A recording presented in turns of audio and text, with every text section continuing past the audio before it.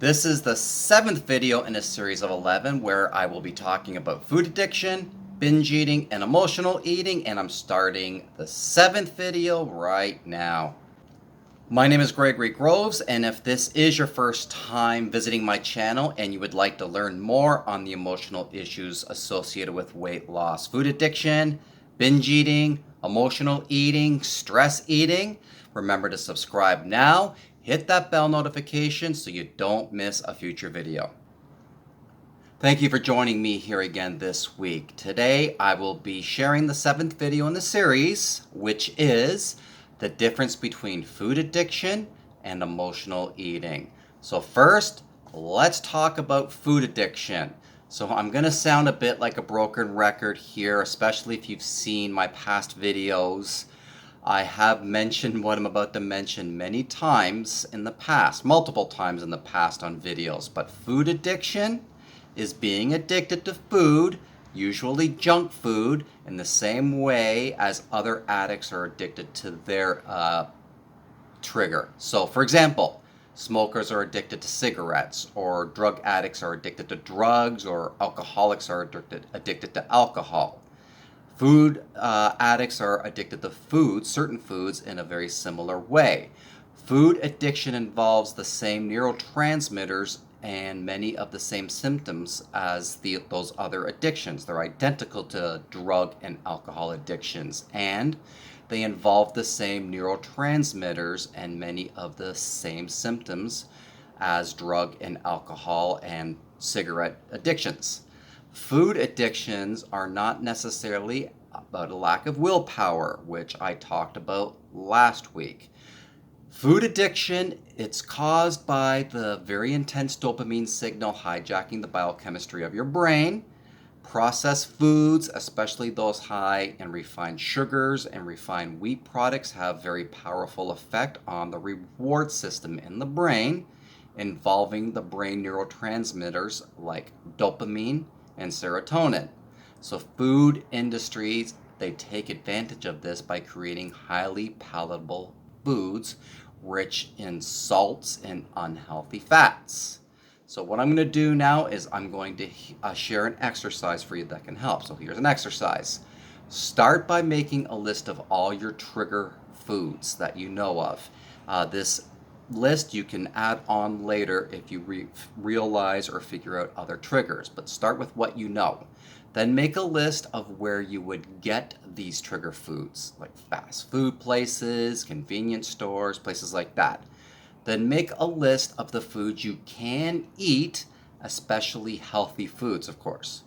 What you want to do is you want to make sure to keep your list of your healthy foods and your unhealthy foods on you at all times. I also recommend putting a copy on your fridge. So what this will do is it'll help you keep track on why you are doing what you are doing, why you're doing this when you feel that urge coming on. So you have, for example, an unhealthy food, but you have that alternative right there. Hopefully that makes sense. So following this up with an affirmation like, I will never eat these foods again, I will not give in, I am in control. This is an affirmation I personally use. So if this one doesn't resonate with you or work for you, no worries, create one that does. It has to be authentic to you. It doesn't matter if it's the one I use the one that works for you.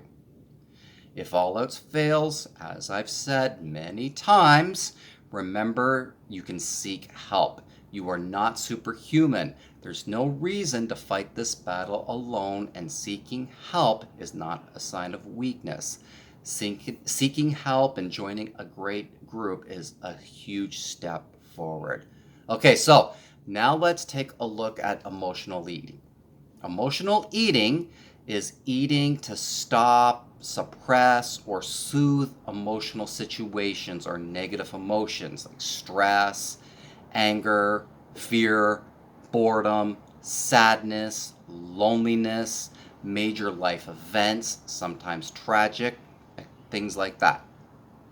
So what you're doing is you're using food to make yourself feel better, eating to satisfy emotional needs rather than to satisfy physical hunger. You might reach for a pint of ice cream when you're just feeling down. You may order a pizza if you're bored or lonely, or swing by that drive-through after a stressful day at work. Emotional eating usually is a big issue for food addicts. Not always, but it usually is. So if you're a food addict, you probably have suffered from some emotional eating or emotional eating issues. So what you need to do is you need to identify your emotional eating triggers. So I'm going to go over what I'm going to do here is I'm going to cover 5 emotional eating triggers to help you be aware of, or for you to be aware of, excuse me, and basic ways to help you out with them. So the first one is stuffing emotions. So eating can be a way to temporarily silence or stuff down uncomfortable emotions, including anger, fear, sadness, anxiety, loneliness, resentment, shame. While you're numbing yourself with food, you can avoid the difficult emotions you'd rather not feel. So you want to learn to be aware of that. Number 2 is boredom or feelings of emptiness. So do you ever eat simply to give yourself something to do to relieve boredom, as well as a way to fill maybe a void in your life? You feel unfulfilled and empty, and food is a way to occupy your mouth and your time.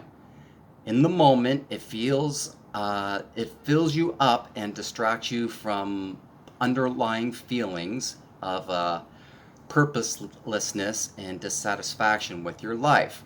So you need to be aware of that to deal with your boredom or feelings of emptiness in a different, healthier way. Childhood habits. Think back to your childhood memories of food. Did your parents reward good behavior with ice cream, or take you out for pizza when you got maybe a good report card in school? Or serve you sweets when you were feeling sad? These habits can often carry over into our adulthood. Or your eating may be driven by nostalgia for cherished memories of grilling burgers in the backyard with your mom and dad, or baking and eating cookies with your family. Things like that are something you want to be conscious and aware of. Next is social influences, very similar to childhood habits.